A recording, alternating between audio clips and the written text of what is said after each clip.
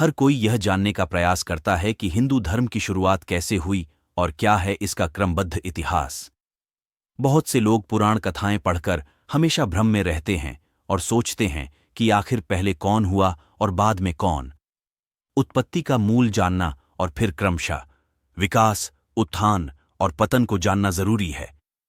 ग्रंथों में इतिहास को क्रमबद्ध न लिखकर काव्यमयी और होचपोच लिखा गया है, इसीलिए वह हमारी समझ में नहीं आता। हिंदू धर्म के इतिहास को कई इतिहासकारों ने लिखा है, लेकिन आजकल नेट का युग है। यहां इतनी लंबी चौड़ी बातें लिखने से शायद ही समझ में आए। मोटी मोटी किताबें पढ़ने की किसे फुर्सत। हिंदू धर्म के प्राचीन इतिहास को किसी मानव की उत्पत्ति से जोड़कर नहीं देखा जा सकता, जैसा कि दूसरे धर्मों में आदम से इतिहास की शुरुआत होती है और फिर क्रमशः मूसा, ईसा और मोहम्मद तक समाप्त हो जाती है।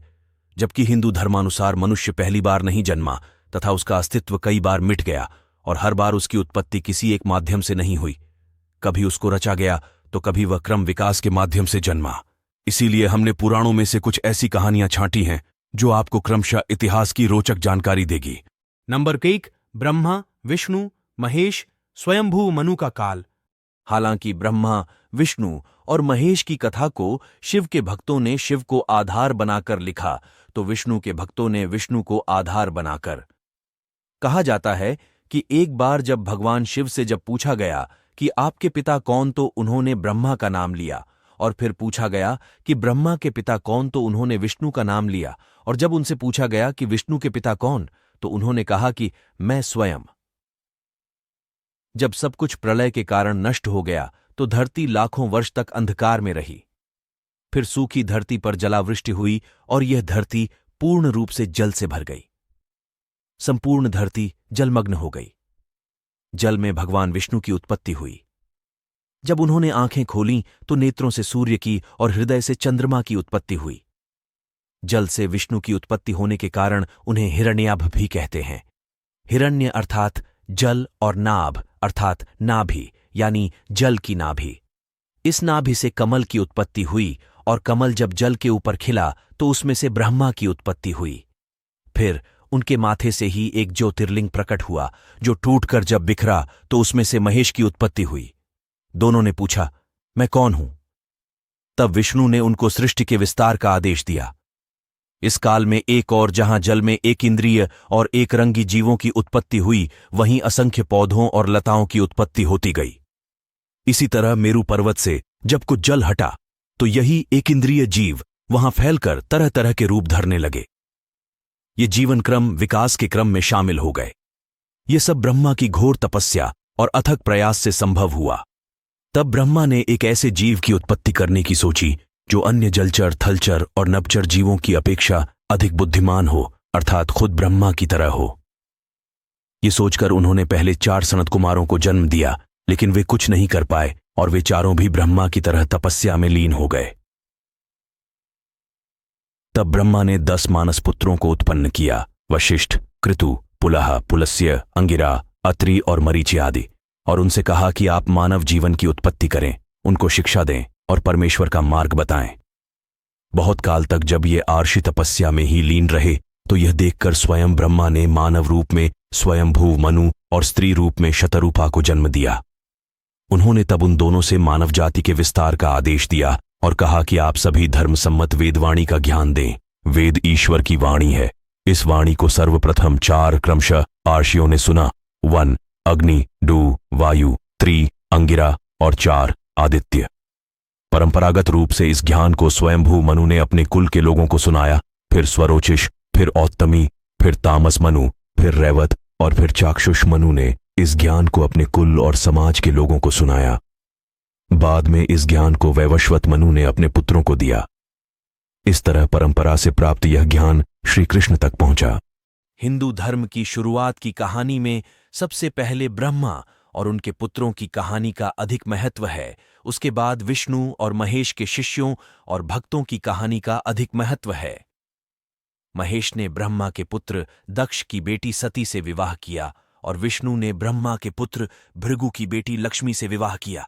इस तरह ब्रह्मा, विष्णु और महेश ने संपूर्ण धरती पर देव, दैत्य, दानव, राक्षस, मानव, किन्नर, वानर, नाग, मल्ल आदि हजारों तरह के जीवों की रचना की। उल्लेखनीय है कि स्वयंभू मनु के कुल में भगवान ऋषभदेव हुए। ऋषभदेव स्वयंभू मनु से 5वीं पीढ़ी में इस क्रम में हुए: स्वयंभू मनु, प्रियव्रत, अग्निग्र, नाभि और फिर अऋषभ। ऋषभदेव ने प्रजा को जीवन के निर्वाह हेतु असी, मसी, कृषि, वाणिज्य, विद्या, शिल्प आदि की शिक्षा दी। इनका नंदा व सुनंदा से विवाह हुआ। इनके भरत व बाहुबली आदि 100 पुत्र हुए। भरत के नाम पर ही इस सजना भखंड का नाम भारतवर्ष रखा गया। नंबर 2, ऋषि कश्यप, हिरण्यकश्यप और हिरण्याक्ष। जैसा कि हम पहले बता चुके हैं कि संपूर्ण धरती पर पहले जल ही था। जल जब हटा तो धरती का सर्वप्रथम हिस्सा जो प्रकट हुआ वह मेरू पर्वत के आसपास का क्षेत्र था। यह पर्वत हिमालय के बीचों बीच का हिस्सा है। यहीं पर कैलाश पर्वत है। कश्मीर को कश्यप आर्षि के कुल के लोगों ने ही बसाया था। आर्षि कश्यप एक ऐसे अर्षि थे जिन्होंने बहुत सी स्त्रियों से विवाह कर अपने कुल का विस्तार किया था। आदिम काल में जातियों की विविधता आज की अपेक्षा कई गुना अधिक थी। आर्षि कश्यप ब्रह्मा जी के मानस पुत्र मरीचि के विद्वान पुत्र थे। सुरसुरों के मूल पुरुष आर्षि कश्यप का आश्रम मेरू पर्वत के शिखर पर था, जहां वे परब्रह्म परमात्मा के ध्यान में लीन रहते थे। समस्त देव, दानव एवं मानव आर्षि कश्यप की आज्ञा का पालन करते थे। कश्यप ने बहुत से स्मृति ग्रंथों की रचना की थी। पुराण के अनुसार सृष्टि की रचना और विकास के काल में धरती पर सर्वप्रथम भगवान ब्रह्मा जी प्रकट हुए। ब्रह्मा जी से दक्ष प्रजापति का जन्म हुआ। ब्रह्मा जी के निवेदन पर दक्ष प्रजापति ने अपनी पत्नी असिकनी के गर्भ से 66 कन्याएं पैदा की। इन कन्याओं में से 13 कन्याएं आर्षि कश्यप की पत्नियां बनी। मुख्यतः इन्हीं कन्याओं से सृष्टि का विकास हुआ और कश्यप सृष्टिकर्ता कहलाए। उल्लेखनीय है कि ब्रह्मा के पुत्रों के कुल के लोगों ने ही आपस में रोटी बेटी का संबंध रखकर कुल का विस्तार किया। इस प्रकार आर्षि कश्यप की अदिति, दिति, दनु, काष्ठा, अरिष्टा, सुरसा, ईला, मुनि, क्रोधवशा, ताम्रा, सुरभि, सुरसा, तिमि, विनता, कद्रु, पतांगी और यामिनी आदि पत्नियां बनी। इन पत्नियों की कहानी भी बड़ी रोचक है। हिंदुओं को इनकी कहानियां पढ़ना चाहिए। नंबर 3, बाली वामन। महाबली बाली अजर अमर है। कहते हैं कि वो आज भी धरती पर रहकर देवताओं के विरुद्ध कार्य में लिप्त है। पहले उसका स्थान दक्षिण भारत के महाबलीपुरम में था, लेकिन मान्यता अनुसार अब मरुभूमि अरब में है, जिसे प्राचीन काल में पाताल लोक कहा जाता था। अहिरावण भी वहीं रहता था। समुद्र मंथन में उसे घोड़ा प्राप्त हुआ था, जबकि इंद्र को हाथी। उल्लेखनीय है कि अरब में घोड़ों की तादाद ज्यादा थी और भारत में हाथियों की। शिव भक्त असुरों के राजा बाली की चर्चा पुराणों में बहुत होती है। वह अपार शक्तियों का स्वामी लेकिन धर्मात्मा था। वह मानता था कि देवताओं और विष्णु ने उसके साथ छल किया। हालांकि बाली विष्णु का भी भक्त था। भगवान विष्णु ने उसे अजर अमर होने का वरदान दिया था। हिरण्यकश्यप के 4 पुत्र थे: अनुहल्लाद, हल्लाद, भक्त प्रहलाद और संहल्लाद। प्रहलाद के कुल में विरोचन के पुत्र राजा बाली का जन्म हुआ। बाली जानता था कि मेरे पूर्वज विष्णु भक्त थे, लेकिन वह यह भी जानता था कि मेरे पूर्वजों को विष्णु ने ही मारा था, इसलिए बाली के मन में देवताओं के प्रति द्वेष था। उसने शुक्राचार्य के सान्निध्य में रहकर स्वर्ग पर आक्रमण करके देवताओं को खदेड़ दिया था। वह तीनों लोकों का स्वामी बन बैठा था। देवताओं के कहने पर वामन रूप विष्णु ने दानवीर बाली के समक्ष ब्राह्मण रूप में उपस्थित होकर उससे 3 पग भूमि मांग ली थी। वामन ने 2 पग में तीनों लोक नापकर पूछा, अब तीसरा पग कहाँ रखूं? तो बाली ने कहा कि प्रभु, अब मेरा सिर ही बचा है, आप इस पर पग रख दें। बाली के इस वचन को सुनकर और उसकी दानवीरता को देखते हुए भगवान वामन ने उनको पाताल लोक का राजा बनाकर अमरता का वरदान दे दिया। इस तरह इंद्र और अन्य देवताओं को फिर से स्वर्ग का साम्राज्य मिल गया था। नंबर 4, इंद्रबाली, समुद्र मंथन। समुद्र मंथन की कथा सभी जानते हैं। राजा बाली के हाथ से जब वामन के दान के कारण स्वर्ग का राज्य चला गया, तब कुछ काल बाद एक घटना घटी। दुर्वासा ऋषि की पारिजात पुष्पमाला का इंद्र ने उचित सम्मान नहीं किया, तो इससे रुष्ट होकर उन्होंने इंद्र को श्रीहीन होकर स्वर्ग से वंचित होने का श्राप दे डाला। यह समाचार लेकर शुक्राचार्य दैत्यराज बाली के दरबार में पहुंचते हैं। वे दैत्यराज बाली को कहते हैं कि इस अवसर का लाभ उठाकर असुरों को तुरंत आक्रमण करके स्वर्ग पर अधिकार कर लेना चाहिए। ऐसा ही होता है। दैत्यराज बाली स्वर्ग पर आक्रमण का देवताओं को वहां से खदेड़ देता है। इधर असुरों से पराजित देवताओं की दुर्दशा का समाचार लेकर नारद ब्रह्मा के पास जाते हैं और फिर नारद सहित सभी देवतागण भगवान विष्णु के पास पहुंच जाते हैं। भगवान विष्णु सभी को लेकर देवादिदेव महादेव के पास पहुंच जाते हैं। सभी निर्णय लेते हैं कि समुद्र का मंथन कर अमृत प्राप्त किया जाए और वह अमृत देवताओं को पिलाया जाए, जिससे कि वे अमर हो जाएं और फिर वे दैत्यों से युद्ध लड़ें। नंबर 5 वैवस्वत मनु। मत्स्य पुराण में उल्लेख है कि सत्यव्रत नाम के राजा एक दिन कृतमाला नदी में जल से तर्पण कर रहे थे। उस समय उनकी अंजुलि में एक छोटी सी मछली आ गई। सत्यव्रत ने मछली को नदी में डाल दिया तो मछली ने कहा कि इस जल में बड़े जीव जंतु मुझे खा जाएंगे। यह सुनकर राजा ने मछली को फिर जल से निकाल लिया और अपने कमंडल में रख लिया और आश्रम ले आए। रात भर में वह मछली बढ़ गई। तब राजा ने उसे बड़े मटके में डाल दिया। मटके में भी वह बढ़ गई तो उसे तालाब में डाल दिया। और तब अंत में सत्यव्रत ने जान लिया कि यह कोई मामूली मछली नहीं है, जरूर इसमें कुछ बात है। तब उन्होंने उसे ले जाकर समुद्र में डाल दिया। समुद्र में डालते समय मछली ने कहा कि समुद्र में मगर रहते हैं, मुझे वहां मत छोड़िए। लेकिन राजा ने हाथ जोड़कर कहा कि आप मुझे कोई मामूली मछली नहीं जान पड़ती है। आपका आकार तो अप्रत्याशित तेजी से बढ़ रहा है, बताएं कि आप कौन हैं। तब मछली रूप में भगवान विष्णु ने प्रकट होकर कहा कि आज से 7वें दिन प्रलय अधिक वर्षा से के कारण पृथ्वी समुद्र में डूब जाएगी। तब मेरी प्रेरणा से तुम एक बहुत बड़ी नौका बनाओ और जब प्रलय शुरू हो तो तुम सप्त आर्षियों सहित सभी प्राणियों को लेकर उस नौका में बैठ जाना तथा सभी अनाज उसी में रख लेना। अन्य छोटे बड़े बीज भी रख लेना। नाव पर बैठकर लहराते महासागर में विचरण करना। प्रचंड आंधी के कारण नौका डगमगा जाएगी, तब मैं इसी रूप में आ जाऊंगा। तब वासुकी नाग द्वारा उस नाव को मेरे सींग में बांध लेना। जब तक ब्रह्मा की रात रहेगी मैं नाव समुद्र में खींचता रहूंगा। उस समय जो तुम प्रश्न करोगे मैं उत्तर दूंगा। इतना कह मछली गायब हो गई। राजा तपस्या करने लगे। मछली का बताया हुआ समय आ गया। वर्षा होने लगी, समुद्र उमड़ने लगा। तभी राजा ऋषियों अन्न बीजों को लेकर नौका में बैठ गए और फिर भगवान रूपी वही मछली दिखाई दी। उसके सींग में नाव बांध दी गई और मछली से पृथ्वी और जीवों को बचाने की स्तुति करने लगे। मछली रूपी विष्णु ने उसे आत्मतत्व का उपदेश दिया। मछली रूपी विष्णु ने अंत में नौका को हिमालय की चोटी से बांध दिया। नाव में ही बैठे बैठे प्रलय का अंत हो गया। यही सत्यव्रत वर्तमान में महाकल्प में विवस्वान या वैवस्वत सूर्य के पुत्र श्राद्धदेव के नाम से विख्यात हुए, वही वैवस्वत मनु के नाम से भी जाने गए। माना जाता है कि राजा बाली के लगभग 500 वर्ष बाद धरती पर जल प्रलय हुआ था। जल प्रलय के बाद धीरे धीरे जल उतरने लगा और त्रिविष्टप तिब्बत या देवलोक से वैवस्वत मनु 618 ईसा पूर्व के नेतृत्व में प्रथम पीढ़ी के मानवों देवों का मेरू प्रदेश में अवतरण हुआ। वे देव स्वर्ग से अथवा अंबर आकाश से पवित्र वेद पुस्तक भी साथ लाए थे। इसी से श्रुति और स्मृति की परंपरा चलती रही। वैवस्वत मनु के समय ही भगवान विष्णु का मत्स्य अवतार हुआ। वैवस्वत मनु के 10 पुत्र थे। ईल, इक्ष्वाकु, कुशनाम, अरिष्ट, धृष्ट, नरिष्यंत, करुष, महाबली, शर्याति और पृषद पुत्र थे। वैवस्वत मनु के 10 पुत्र और इला नाम की कन्या थी। वैवस्वत मनु के काल के प्रमुख आर्षि, वशिष्ठ, विश्वामित्र, अत्रि, कण्व, भारद्वाज, मार्कंडेय, अगस्त्य आदि। वैवस्वत मनु की शासन व्यवस्था में देवों में 5 तरह के विभाजन थे: देव, दानव, यक्ष, किन्नर और गंधर्व। दरअसल ये 5 तरह की मानव जातियां थीं। प्रारंभ में ये सभी जातियां हिमालय से सटे क्षेत्रों में ही रहती थीं, फिर धीरे धीरे वहां से नीचे फैलने लगीं। नंबर 6 इक्ष्वाकु। वैवस्वत मनु के बाद इक्ष्वाकु हिंदू धर्म के इतिहास में मील का पत्थर है। इनकी कहानी को जानना जरूरी है। वैवस्वत मनु के 10 पुत्र थे: इल, इक्ष्वाकु, कुशनाम, अरिष्ट, धृष्ट, नरिष्यंत, करुष, महाबली, शर्याति और पृषद।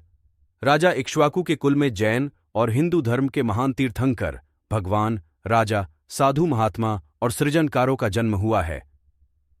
इक्ष्वाकु के पुत्र और उनका वंश मनु के दूसरे पुत्र इक्ष्वाकु के 3 पुत्र हुए: कुक्षी, निमि और दंडक। इक्ष्वाकु के प्रथम पुत्र कुक्षी अयोध्या के राजा थे, जिनके कुल में राम हुए। इक्ष्वाकु के दूसरे पुत्र निमि मिथिला के राजा थे, जिनके कुल में राजा जनक हुए। राजा निमि के गुरु थे आर्षि वशिष्ठ। निमि जैन धर्म के 21वें तीर्थंकर बने। नंबर 7, राजा पृथु। इक्ष्वाकु के वंश में महान सम्राट पृथु हुए। वेण के पुत्र पृथु की कहानी को बहुत कम हिंदू जानते हैं।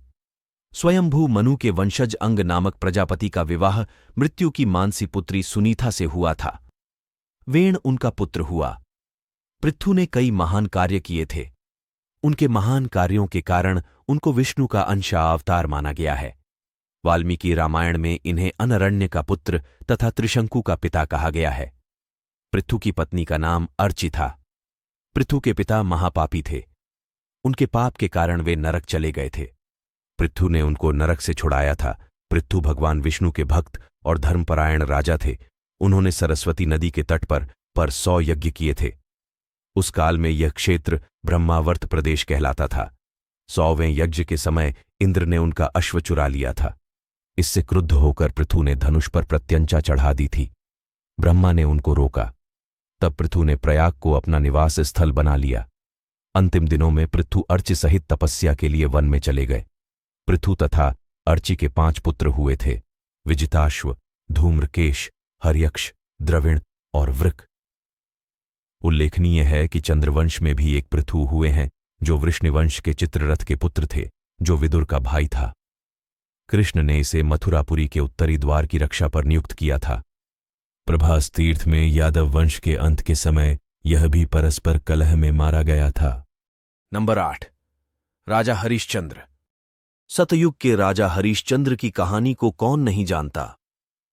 लगभग सभी जानते हैं कि कैसे आर्षि विश्वामित्र और ब्रह्मा ने उनकी सत्यप्रियता की परीक्षा लेने के लिए उनका जीवन बर्बाद कर दिया था, लेकिन उन्होंने सत्य का साथ फिर भी नहीं छोड़ा। उनकी कहानी बड़ी ही दर्दनाक कहानी है। भारत के इतिहास की सबसे महत्वपूर्ण कथा मानी जाती है सत्यवादी राजा हरिश्चंद्र की कथा। हरिश्चंद्र सच बोलने, दान देने और वचन पालन के लिए प्रसिद्ध थे। उनकी सत्यता की परीक्षा लेने के लिए ब्रह्मा और विश्वामित्र ने एक योजना बनाई और फिर राजा हरिश्चंद्र का जीवन बदल गया। एक रात उन्होंने सपना देखा कि उन्होंने आर्षि विश्वामित्र को अपना संपूर्ण राजपाट दान कर दिया है। सुबह हुई तभी उनके द्वार पर विश्वामित्र साधु वेश में आ धमके। राजा हरिश्चंद्र ने उन्हें प्रणाम कर पूछा, मेरे लिए क्या आज्ञा है मुनिवर? मुनि के भेष में विश्वामित्र ने कहा कि मैं जो मांगूंगा वो तुम दे सकोगे। तब राजा ने विश्वामित्र को पहचान कर कहा कि मैं अपना सब कुछ पहले से ही आपको दे चुका हूं। मुनिवर अब क्या दूं? विश्वामित्र को आश्चर्य हुआ। विश्वामित्र ने कहा कि मुझे खुशी है, तुम अपने वचन के पक्के हो। चलो, तुम्हारा साम्राज्य अब मेरा हुआ, किंतु अब बताओ दक्षिणा में तुम क्या दोगे? राजा सोच में पड़ीडीडीएच गए। वे जानते थे कि दक्षिणा के बिना दान पूरा नहीं होता। कुछ देर सोचने के बाद उन्होंने कहा, मुनिवर, अब तो हमारे पास केवल हमारे शरीर बचे हैं। काशी नगरी के बाजार में हम अपने को बेचेंगे। जो मूल्य मिलेगा वही आपकी दक्षिणा होगी। राजा ने अपने पुत्र और पत्नी सहित खुद को काशी की मंडी में बेच दिया और उस रकम को विश्वामित्र को दक्षिणा में दे दिया। बस यहीं से उनके बुरे दिन शुरू हो गए। ये कहानी यहीं तक लिखी, आगे आप ढूंढकर पढ़ें या फिल्म देखें। नंबर 9, ययाति की कहानी।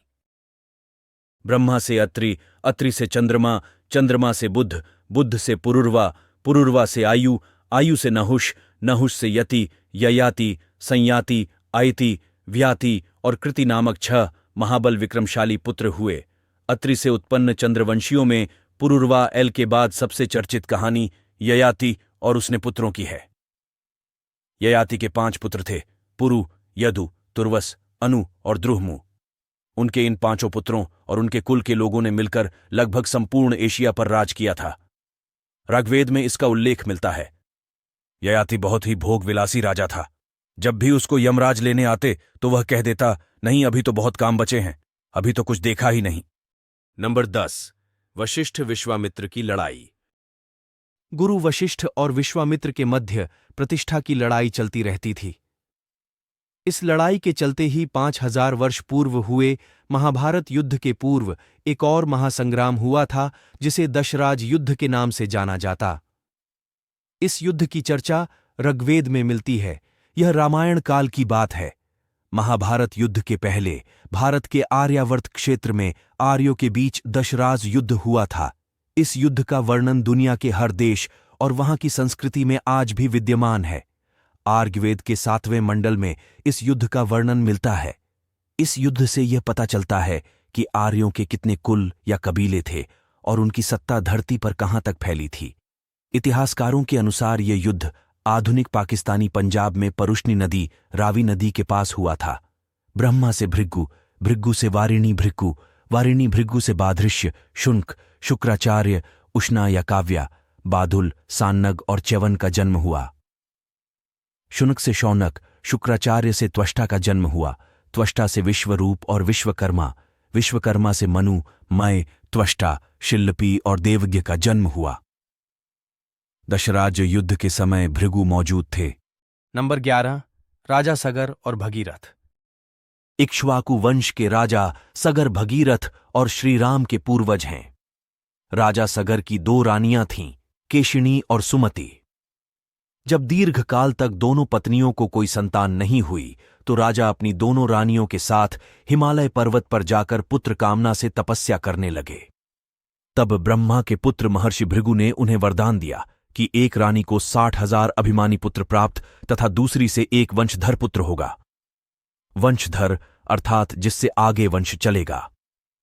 बाद में रानी सुमति ने तूंबी के आकार के एक गर्भपिंड को जन्म दिया। वह सिर्फ एक बेजान पिंड था। राजा सगर निराश होकर उसे फेंकने लगे। तभी आकाशवाणी हुई, सावधान राजा, इस तूंबी में 60,000 बीज हैं। घी से भरे एक एक मटके में एक एक बीज सुरक्षित रखने पर कालांतर में 60,000 पुत्र प्राप्त होंगे। राजा सगर ने इस आकाशवाणी को सुनकर इसे विधाता का विधान मानकर वैसा ही सुरक्षित रख लिया जैसा कहा गया था। समय आने पर उन मटकों से 60,000 पुत्र उत्पन्न हुए। जब राजा सगर ने अश्वमेध यज्ञ किया तो उन्होंने अपने 60,000 पुत्रों को उस घोड़े की सुरक्षा में नियुक्त किया। देवराज इंद्र ने उस घोड़े को छलपूर्वक चुराकर कपिल मुनि के आश्रम में बांध दिया। राजा सगर के 60,000 पुत्र उस घोड़े को ढूंढते ढूंढते जब कपिल मुनि के आश्रम पहुंचे तो उन्हें लगा कि मुनि ने ही यज्ञ का घोड़ा चुराया है। यह सोचकर उन्होंने कपिल मुनि का अपमान कर दिया। ध्यानमग्न कपिल मुनि ने जैसे ही अपनी आंखें खोलीं, राजा सगर के 60,000 पुत्र वहीं भस्म हो गए। भगीरथ के पूर्वज राजा सगर के 60,000 पुत्र कपिल मुनि के तेज से भस्म हो जाने के कारण अकाल मृत्यु को प्राप्त हुए थे। अपने पूर्वजों की शांति के लिए ही भगीरथ ने घोर तप किया और गंगा को स्वर्ग से पृथ्वी पर लाने में सफल हुए। पूर्वजों की भस्म के गंगा के पवित्र जल में डूबते ही वे सब शांति को प्राप्त हुए। राजा भगीरथ के कठिन प्रयासों और तपस्या से ही गंगा स्वर्ग से पृथ्वी पर आई थी। इसे ही गंगावतरण की कथा कहते हैं। सगर और भगीरथ से जुड़ी अनेक और भी कथाएं हैं। नंबर 12 परशुराम की कहानी। अश्वत्थामा, हनुमान और विभीषण की भांति परशुराम भी चिरंजीवी हैं। भगवान परशुराम तभी तो राम के काल में भी थे और कृष्ण के काल में भी उनके होने की चर्चा होती है। कल्प के अंत तक वे धरती पर ही तपस्यारत रहेंगे। परशुराम भृगुवंश से थे। महाभारत के अनुसार भृगु से वारिणी भृगु आर्षि और वारिणी भृगु के उष्णस शुक्र एवं च्यवन नामक 2 पुत्र थे। उनमें से शुक्र एवं उसका परिवार दैत्यों के पक्ष में शामिल होने के कारण नष्ट हो गया। इस प्रकार च्यवन पत्नी मनुकन्या आरुषि से, और्व से आर्चीक, आर्चीक से जमदग्नि और जमदग्नि से परशुराम का जन्म हुआ। भृगु आर्षि के च्यवन कुल का संबंध पश्चिमी हिंदुस्तान के अनार्थ प्रदेश से था। उशनस शुक्र उत्तर भारत के मध्य भाग में थे। परशुराम के बाद इंद्रोत शौनक और प्रचेतन वाल्मीकि का उल्लेख मिलता है। आर्चीक सत्यवती के पुत्र जमदग्नि, जमदग्नि के पुत्र परशुराम थे। सत्यवती गाधी की पुत्री थी। गाधी राजा कुशिक का पुत्र और विश्वामित्र के पिता थे। आर्चीक सत्यवती के पुत्र जमदग्नि, जमदग्नि के पुत्र परशुराम थे। गाधी राजा कुशिक का पुत्र और विश्वामित्र के पिता थे। विष्णु के छठे आवेश अवतार परशुराम का जन्म वैशाख शुक्ल पक्ष की तृतीया को रात्रि के प्रथम प्रहर में भृगु राशि के कुल में हुआ था। उनकी माता का नाम रेणुका था। परशुराम भगवान शंकर के परम भक्त थे। उनका वास्तविक नाम राम था, किंतु परशु धारण करने से वे परशुराम कहे जाने लगे। भगवान शिव से उन्होंने एक अमोघास्त्र प्राप्त किया था जो परशु नाम से प्रसिद्ध है। परशुराम के 4 और भाई थे, रुमणवान, सुषैण, वसु और विशुवा वसु। परशुराम 5वें पुत्र थे। उस काल में हैहयवंशीय क्षत्रिय राजाओं का अत्याचार था। राजा सहस्रबाहु अर्जुन आश्रमों के ऋषियों को सताया करता था। परशुराम ने उक्त राजा सहस्रबाहु का महिष्मति में वध कर अर्षियों को भयमुक्त किया। हैहयवंशीय क्षत्रिय राजाओं से उनके युद्ध को आज भी याद किया जाता है। उनका इन राजाओं से 36 बार युद्ध हुआ था और 36 बार ही हैहयवंशीय क्षत्रिय राजाओं को पराजित होना पड़ा था। इस दौरान लाखों क्षत्रियों का नाश हो गया था।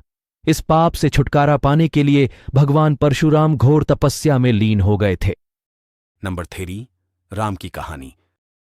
शोधानुसार पता चलता है कि भगवान राम का जन्म 5114 ईस्वी पूर्व चैत्र मास की 9वीं को हुआ था। अयोध्या के राजा दशरथ के 4 पुत्रों में सबसे बड़े पुत्र थे भगवान राम।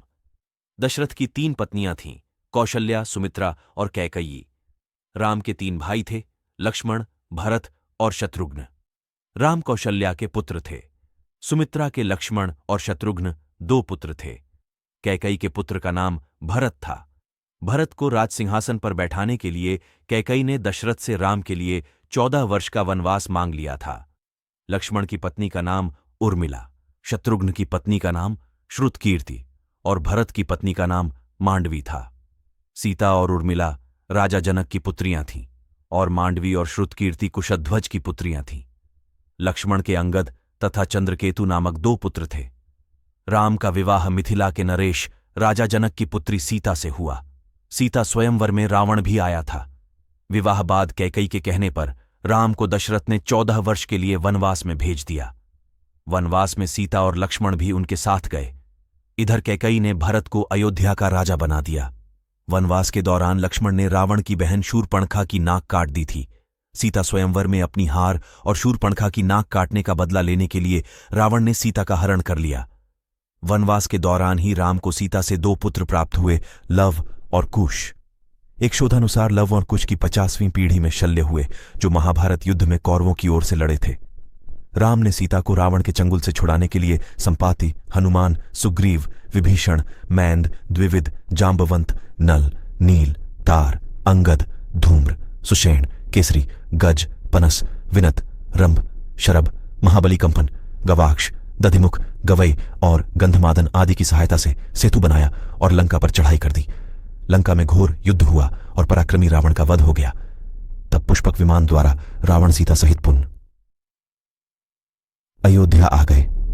इस सारे घटनाक्रम में हनुमान जी ने राम का बहुत साथ दिया, इसीलिए हनुमान जी राम के अनन्य सहायक और भक्त सिद्ध हुए।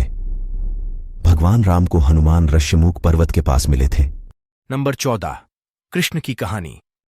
न कोई मरता है और न ही कोई मारता है, सभी निमित्त मात्र हैं। सभी प्राणी जन्म से पहले बिना शरीर के थे, मरने के उपरांत वे बिना शरीर वाले हो जाएंगे। ये तो बीच में ही शरीर वाले देखे जाते हैं, फिर इनका शोक क्यों करते हो? कृष्ण की कहानी भारत और हिंदू धर्म की संपूर्ण कहानी है। महाभारत को पढ़ना हिंदू धर्म और भारत को पढ़ना है। हिंदू मान्यता अनुसार विष्णु ने 8वें मनु वैवस्वत के मनवंतर के 28वें द्वापर में 8वें अवतार श्री कृष्ण के रूप में देवकी के गर्भ से मथुरा के कारागार में जन्म लिया था। उनका जन्म भाद्रपद के कृष्ण पक्ष की रात्रि के 7 मुहूर्त निकल गए और 8वां उपस्थित हुआ, तभी आधी रात के समय सबसे शुभ लग्न में हुआ। उस लग्न पर केवल शुभ ग्रहों की दृष्टि थी। रोहिणी नक्षत्र तथा अष्टमी तिथि के संयोग से जयंती नामक योग में ईसा से लगभग 2200 वर्ष पूर्व उनका जन्म हुआ। ज्योतिषियों के अनुसार उस समय शून्यकाल रात 12 बजे था। भगवान कृष्ण के जीवन को संपूर्ण जानने के लिए महाभारत, भागवत पुराण, ब्रह्मवैवर्त पुराण आदि पढ़ें। हे धनंजय, मुझसे भिन्न दूसरा कोई भी परम कारण नहीं है। माया द्वारा जिनका ज्ञान हरा जा चुका है, ऐसे आसुर स्वभाव को धारण किए हुए मनुष्यों में नीच दूषित कर्म करने वाले मूढ़ लोग मुझको नहीं भजते। गीता। नंबर 15, चंद्रगुप्त, चाणक्य और सम्राट अशोक की कहानी। चंद्रगुप्त और चाणक्य की कहानी उस काल के भारत के संपूर्ण इतिहास को प्रदर्शित करती है। इसीलिए सभी भारतवासियों को चाणक्य और चंद्रगुप्त की कहानी के साथ ही सम्राट अशोक की जीवनगाथा का अध्ययन करना चाहिए। नंबर 16, विक्रमादित्य की कहानी। चक्रवर्ती सम्राट विक्रमादित्य अवंतिका के राजा जरूर थे, लेकिन उनका शासन संपूर्ण भारत पर था। उन्हीं के नाम पर विक्रमादित्य की उपाधि अन्य राजाओं को दी गई, जिसमें चंद्रगुप्त द्वितीय और हेमू थे। विक्रम संवत अनुसार विक्रमादित्य आज से 2086 वर्ष पूर्व हुए थे।